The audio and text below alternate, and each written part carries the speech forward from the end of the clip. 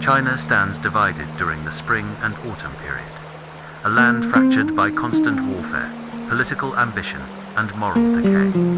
Regional rulers fight endlessly for control. Nobles protect their own power, and ordinary people live under fear and uncertainty. Laws exist, but justice does not. Rituals are performed, but sincerity is lost. In this age of disorder, society searches desperately for meaning, stability, and a way to restore harmony to a world that seems beyond repair.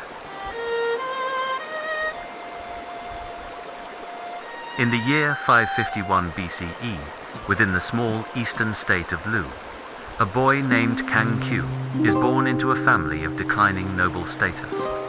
His father dies when he is still young, leaving his widowed mother to raise him in modest conditions. Though his lineage carries honor, wealth, and protection are gone.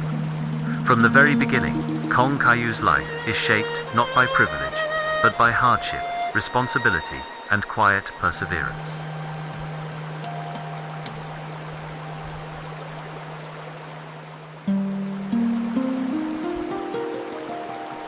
While other children seek comfort or distraction, young Kang Qiu is drawn to rituals, music, and ancient customs.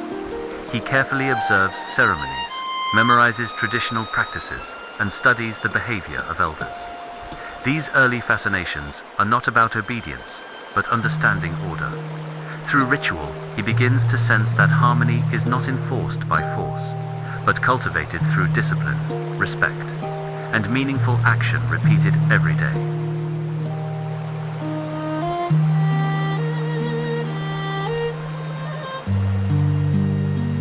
Poverty leaves its mark on Kang Qiu's youth.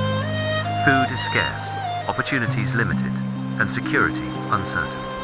Yet hardship does not weaken him. Instead, it shapes his discipline. He learns restraint, patience, and self-control.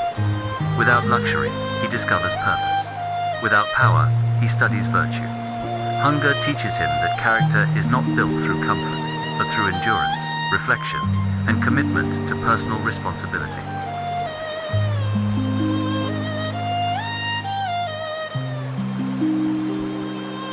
As he grows older, Kang Qiu devotes himself to learning.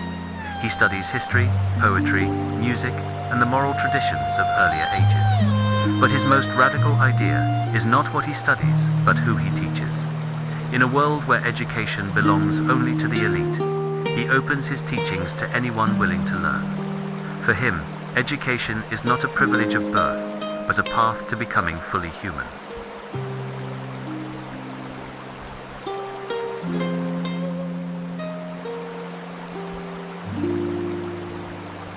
Slowly, a small group of students gathers around him. They are not drawn by wealth, rank, or promises of power.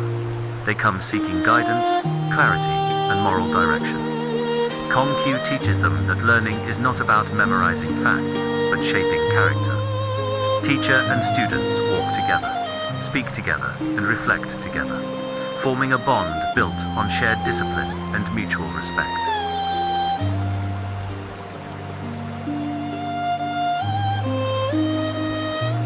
From these teachings emerge core principles that define his philosophy. Ren, compassion and humanity. Yi, moral righteousness. Li, proper conduct and ritual. Zi, wisdom gained through reflection. Xin, integrity and trustworthiness. These values are not abstract ideals. Kang Qiu presents them as practical tools, meant to repair society from within by transforming individual behavior before attempting to change institutions.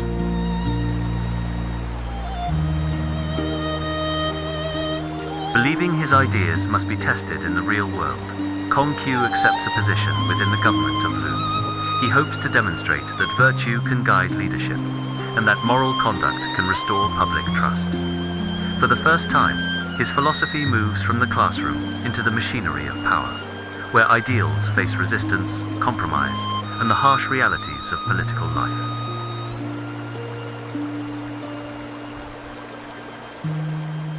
At first, reform brings visible results.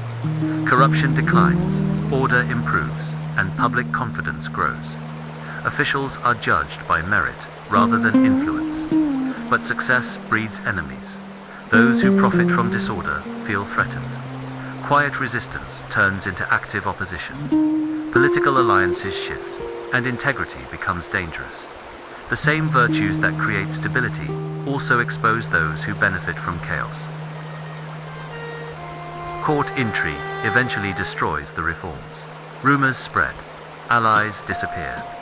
Moral leadership is replaced by manipulation and fear. Facing a system unwilling to change, Confucius chooses resignation over compromise. He removes himself from power rather than betray his principles. His departure marks not a defeat of character, but a refusal to participate in corruption that contradicts everything he believes. For many years, Confucius and his students wander from state to state. They travel dusty roads, face hunger, and endure rejection.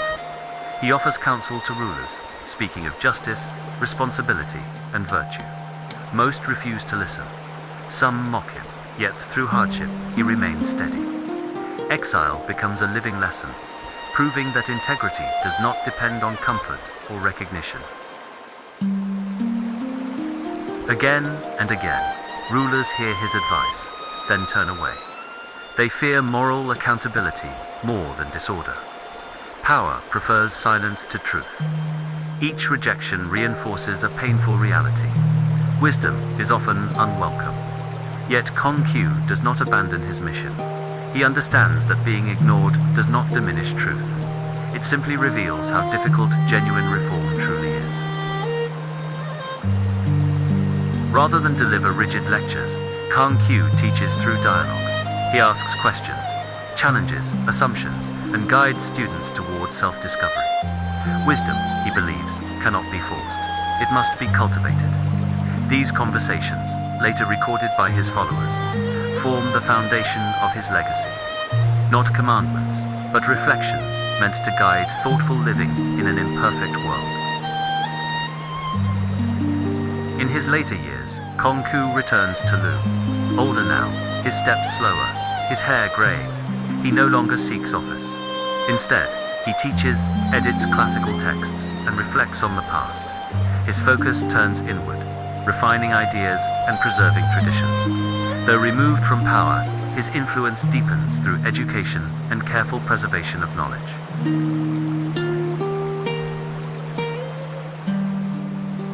Many of his closest students die before him. Each loss weighs heavily on his heart. Grief becomes a quiet companion. Yet he does not resist sorrow. He accepts it as part of the human condition. Through loss, he demonstrates resilience, dignity, and emotional restraint, embodying the very virtues he taught throughout his life.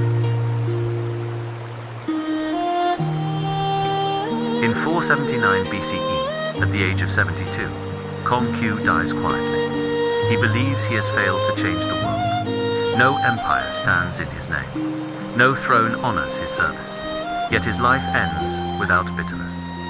He remains convinced that moral effort matters, even when results are unseen.